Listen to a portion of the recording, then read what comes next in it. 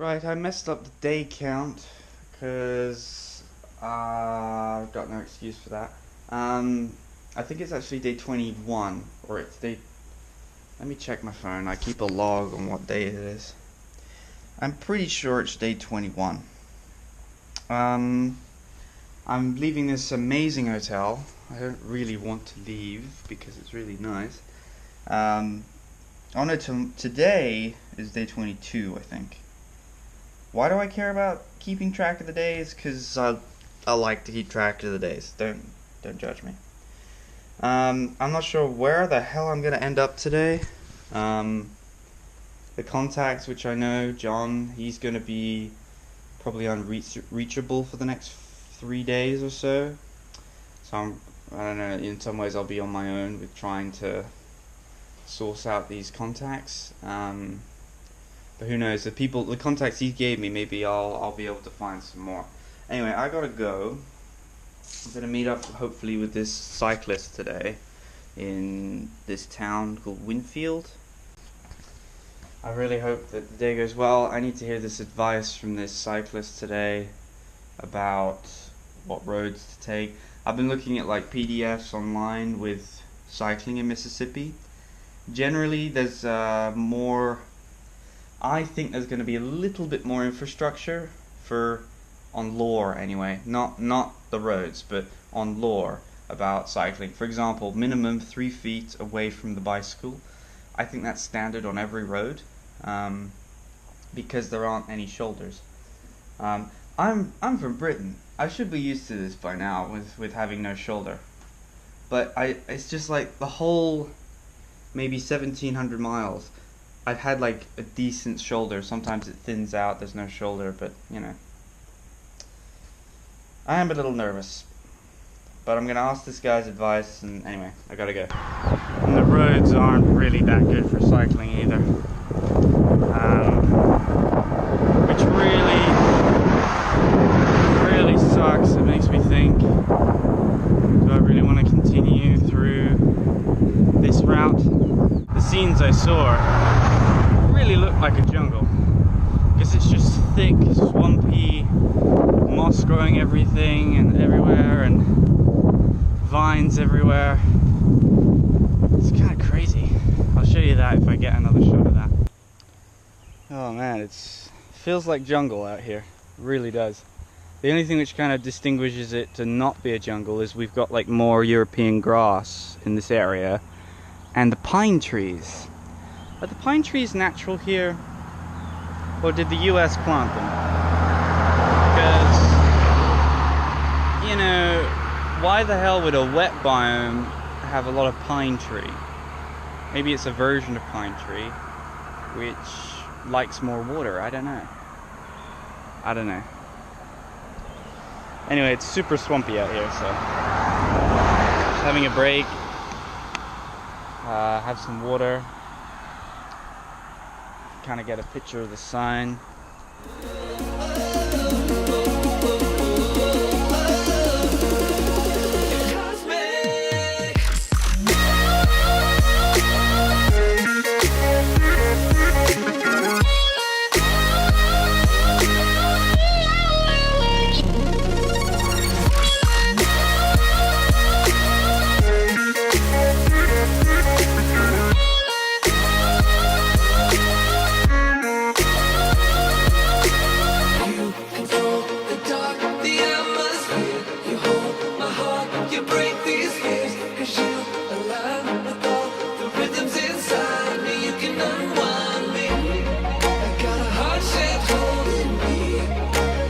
Humid out here.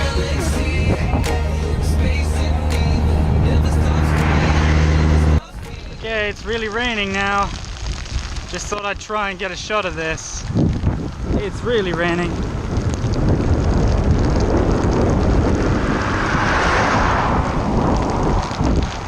I hope it's not for too long, because the roads are going to be quite slippy.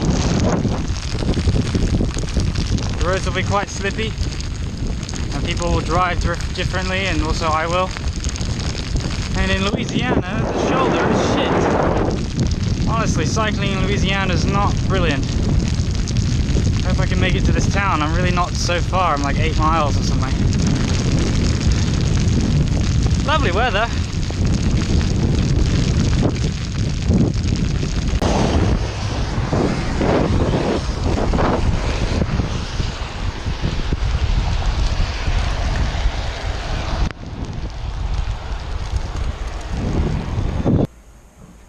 And we will see what happens tomorrow. That is day 23.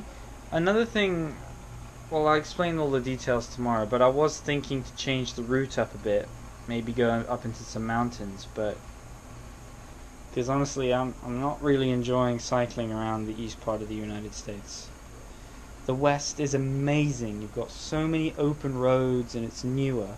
And here everything's almost needs to be I think everything here needs to be redone. You know, you just pick it all up and redo it all because it is just so, it's like manky. Anyway, I don't think the camera's picking me up very well, so that's my update for the day, and I'll see you guys next day. I can't remember what day it is now. It must be like 23 or 24 or 22. I can't remember. Anyway, so I'm still riding in forest. This is really crazy. And from what I've been hearing, it's forest for the next 1,000 kilometers. I tell you,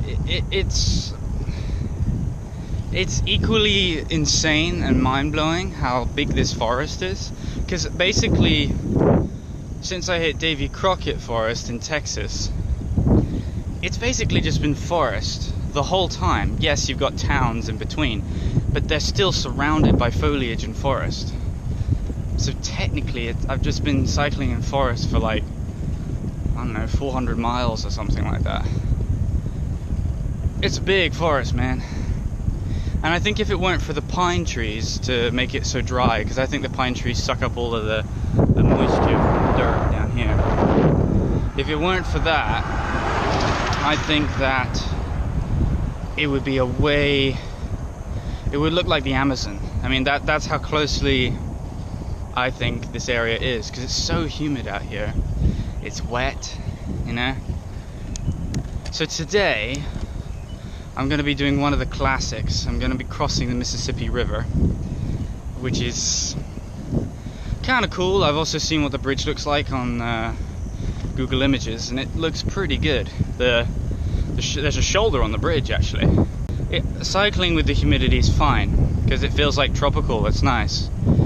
The issue I have is that if my shoes get wet, or if my gloves get wet, or anything, I start getting like these blisters because of the water contact.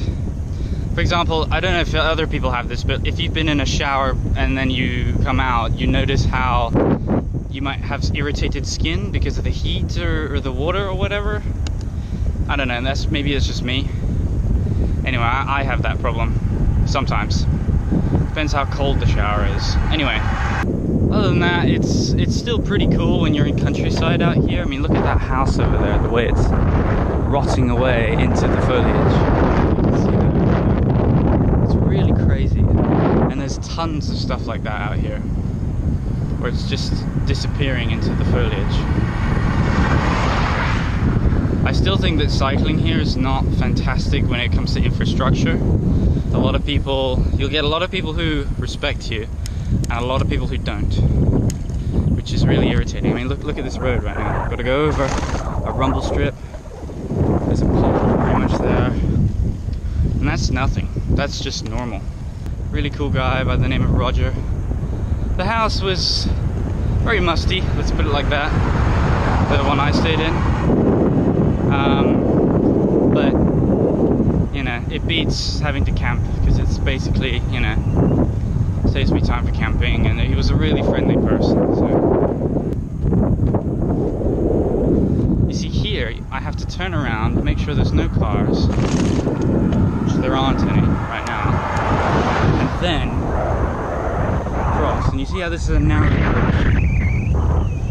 Now you'll still get people if you go 60 or 70, you know, whether you're going 50 or 75, it's still fast and it's still dangerous. So anyway, but I finally found an old building. Look, wooden houses. Because everything in the US is so developed out here, it's crazy. Yeah, sorry about the smudges on the lens. It's so humid out here, so. I just dropped the GoPro about, I don't know, 10 minutes ago, and I've just stopped to check it, see if the lens is okay. Lens looks okay. I mean, they're supposed to be rugged, right? But I just got a little worried there. I mean, the problem is it's so slippery, right? When it's raining.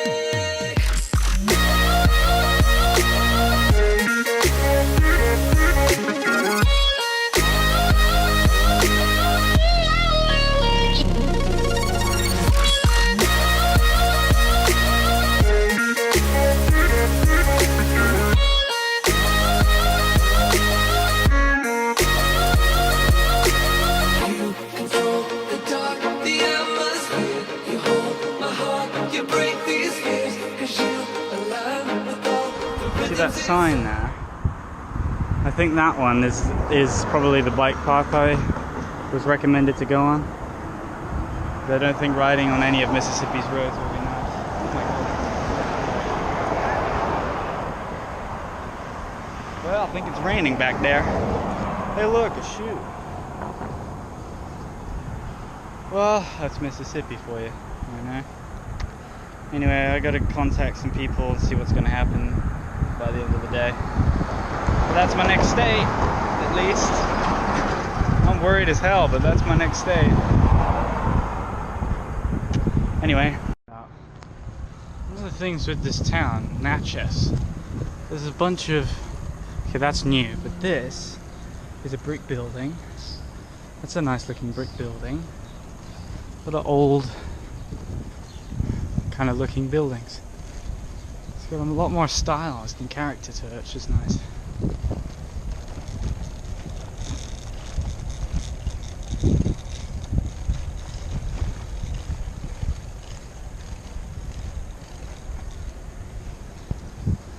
It looks like a quiet version of Boston or something, I don't know. This is Emerald Mound, not this one. I'm actually standing on it. So this is a mound. It's raised about that much higher. And it's another sacred Native American ground. My hosts, they wanted to show me this because well, I've been to the one in Cahokia, and I was asking about history in America because I haven't really seen any. It's all developed land, isn't it? So that's kind of cool. I'm happy to see that. Anyway, it's the second largest next to Cahokia. Cahokia is in the border of Missouri and Illinois. So anyway, that's it. I'm just walking down. Right. So I don't believe where I'm staying tonight. Hopefully the camera can pick this up. This is a giant basketball court right here. Look.